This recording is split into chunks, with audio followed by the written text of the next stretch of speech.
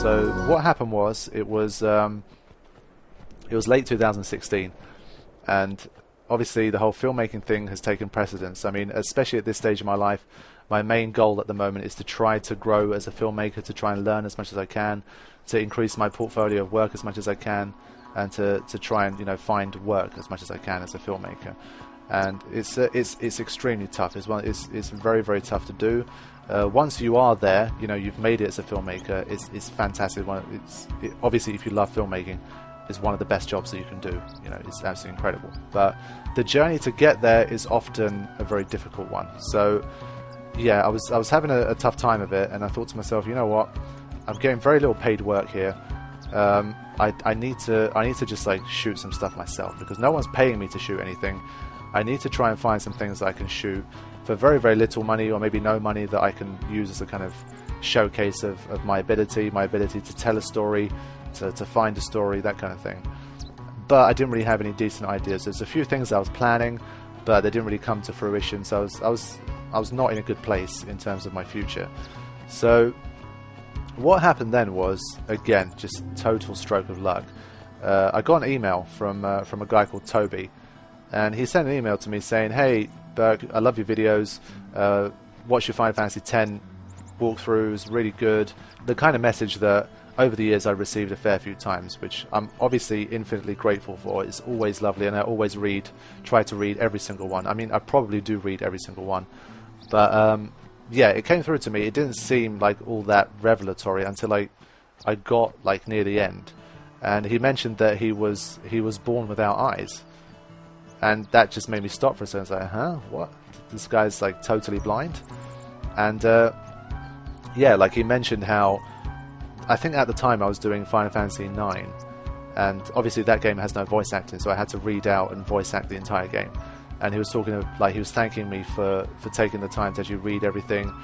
Thanks to my narration of the story, he was able to follow it and experience something he hadn't experienced before. That kind of thing. It was just blowing me away. I was like, holy shit! I've managed to bring the story of Final Fantasy IX to this guy through my ability to read it, which was amazing. It's the kind of thing that you don't think about, man, because you're just a guy sitting in front of his computer making videos, So the fact that there's someone out there in the world who's blind, who you're facilitating their enjoyment of a story that they'd never had a chance to experience before, that's something insane, and that's something that is very difficult to imagine until they really reach out to you themselves to tell you that you've helped them in this way. So I was just blown away, man. I was just like, this is like one of the most awesome things I've ever read since I started the channel. But then I had a little bit of a light bulb moment. I was like, wait a minute. This guy is born without eyes, and he's obviously a video game fan, since he's watching all these walkthroughs I'm doing and stuff. So I was like, do you actually do you play games? And he's like, yeah, I play video games and stuff. I was like, wait, how is this possible? Like, you're totally blind. You've never seen before. How is it that you're able to play games? It's like, yeah, I played Final Fantasy X. I've beaten Evray before. I even, with a friend, I managed to beat Penance. And I was like, this is insane. Like, this is a story and a half. I've got to find this guy, and I've got to get him to tell his story. Now, at the time, I didn't know where he's from. We're just kind of emailing each other. So I asked him. I said, like, where are you based? If you're based in the UK somewhere, I said, I'd love to come down and meet you and like shoot a little documentary, if that's okay. And he sent me a message back. It turns out he's like a couple of hours drive from where I live in the UK. So I was like, dude, we got to do this, man. I was like, I'm coming over in the new year. Let's set a date. Let's make it happen. Let me get you to tell your story and share it with the world.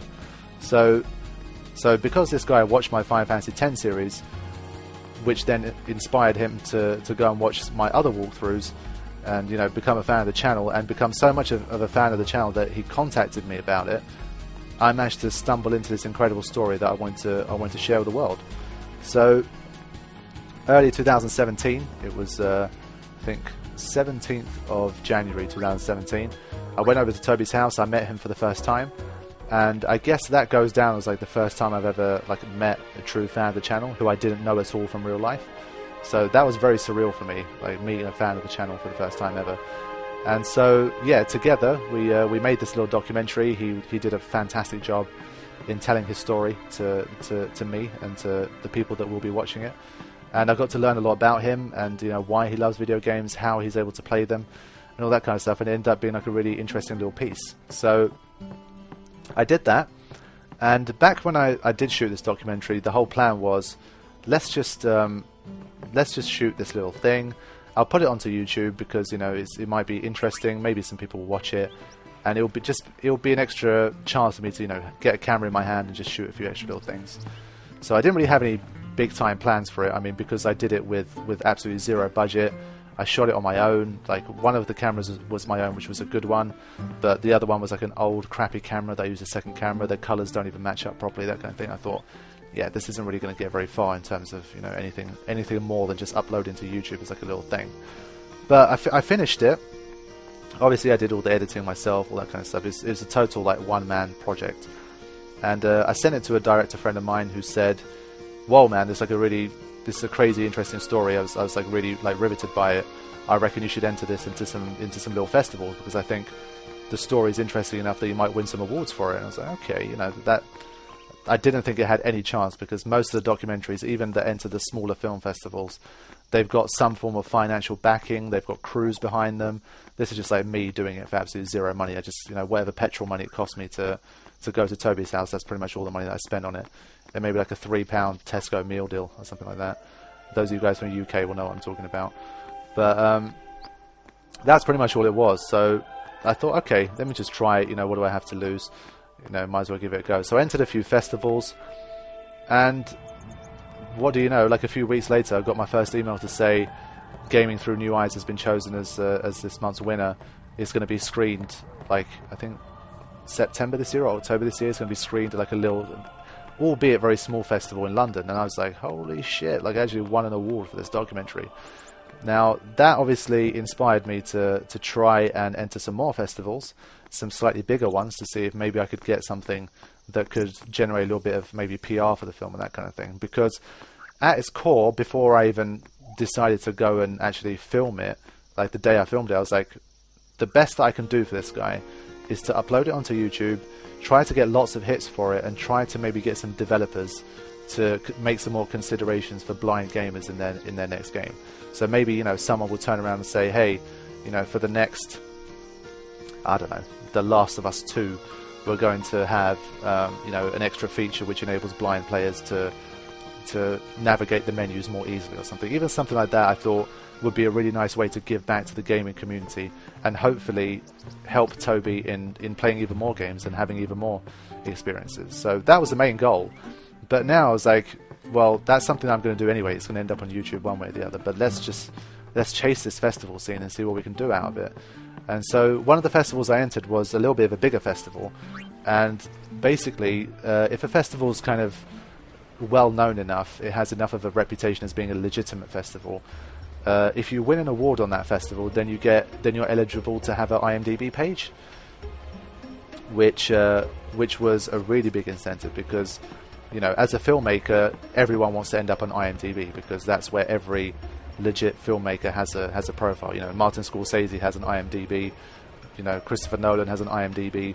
So if you want to be a filmmaker, you want your name to be searchable on IMDb, and you want your films to be on there. So it's like having a Wikipedia page, pretty much. So even though Wikipedia is fan-based, but this is like a legit version of a Wikipedia page. So yeah, I entered that festival, and I didn't have too much expectation because I got chosen as a finalist, but even then I looked at the other films I was competing against. Like, man, these I can't compete against these. They're too good. I'm probably not going to win it. So then, on the night of the 31st of March, 2017, I got an email, and the email said that your film has been chosen as the winner of this festival. And I was just like, I was completely just like stunned to silence. I was like, oh my goodness, this is just insane. So through that victory, my film now has an IMDb page. I now have an IMDb page as a result, and I was like, let's stop a second and let's rewind the tape here. The reason why I made this documentary was because a guy reached out to me and said that he was a great fan of my Final Fantasy uploads that started with Final Fantasy X. That was like the first series he watched and loved. And then I thought, okay, the reason why I uploaded the Final Fantasy X commentary in the first place was because I decided to make a YouTube channel. Why did I make a YouTube channel? Because Final Fantasy. why did I even get Final Fantasy? And it was because Dad randomly got it at work. And I was like, holy shit, that is what you call a butterfly effect. You know, just something that you have no control over, just something that happens randomly in your life. You know, someone else just gets a game for free.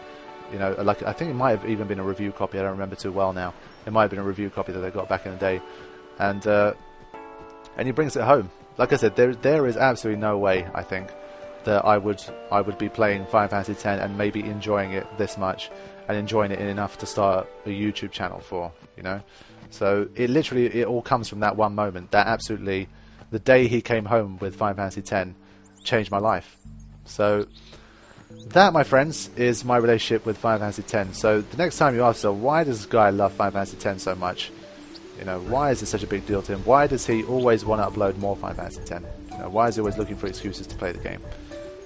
Why does it mean so much to him?